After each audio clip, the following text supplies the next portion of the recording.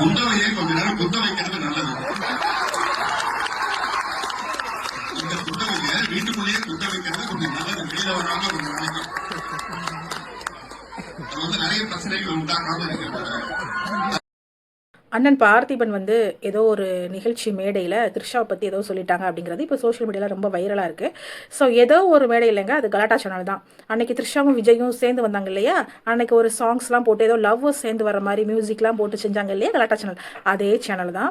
ஏதோ ஒரு award function வச்சுருக்காங்க. அதுக்கு வந்து பார்த்திபன் கிட்ட வந்து ஒரு ரேபிட் ஃபயராக ஒரு 10 கொஸ்டின் கேட்குறாங்க, 10 ஃபோட்டோ போட்டு கொஸ்டின் கேட்காங்க. அதில் த்ரிஷா ஃபோட்டோ வருது. ஸோ அப்போ தான் இவர் வந்து குந்தவை வீட்டுக்குள்ளேயே குந்தவை அப்படின்னு சொல்லி ஒரு ரைமிங்காக சொல்கிறேன்னு நினச்சிட்டு ஒன்று சொல்லிட்டு அந்த மேரேஜ் ஃபங்க்ஷனுக்கு த்ரிஷா மட்டுமா வந்தாங்க. த்ரிஷாவை விஜய் கூட்டிகிட்டு வந்தார். 2 பேரும் ஒரே ட்ரெஸ்ஸில் வந்தாங்க, ஒரே காரில் வந்தாங்க அப்படிங்கிறதான் அன்றைக்கி வைரலான நியூஸ் சேவும். ஸோ இப்போது அந்த கலாட்டாக்காரன் எதுக்கு த்ரிஷாவோட ஃபோட்டோ மட்டும் போட்டாப்ல, விஜய் ஃபோட்டோவையும் சேர்த்து போட்டே பார்த்திபட்ட அந்த கொஸ்டினை கேட்டிருக்கலாம். இந்த இதை பார்த்து நீங்கள் என்ன நினைக்கிறீங்க அப்படின்னு சொல்லி கேட்டிருக்கலாம். அப்போ ரைமிங்காக அவர் இன்னொன்று ஏதோ சொல்லியிருப்பாப்ல. ஸோ அப்படி போட்டு கேட்டிருக்கலாம் இல்லையா, எதுக்கு த்ரிஷா ஃபோட்டோ மட்டும் போட்டிங்க? ஏன்னா த்ரிஷா மேலே தான் தப்பு இருக்குது அப்படிங்கிற மாதிரி நெரேட்டிவ் செட் பண்ண பார்க்குறாப்புல.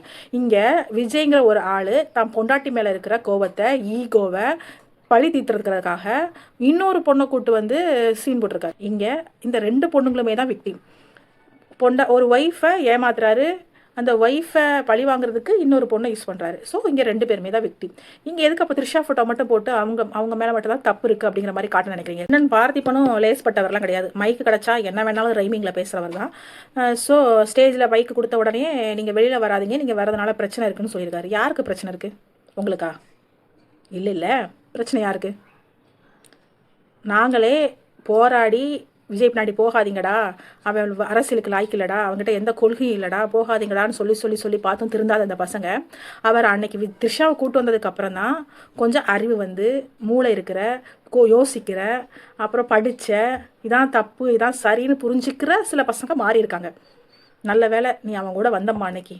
எப்படியோ அந்த பசங்க மாறிட்டாங்க நாங்கள் நினச்சிட்ருக்கோம். வெளியே வராதுன்னு சொல்கிறீங்க. தற்கொலைகள் எங்கே இருந்தாலும் தாவி குதிச்சு வந்து நான் இங்கே தான் இருக்கேன்னு காமிச்சு கொடுத்துட்றீங்களே.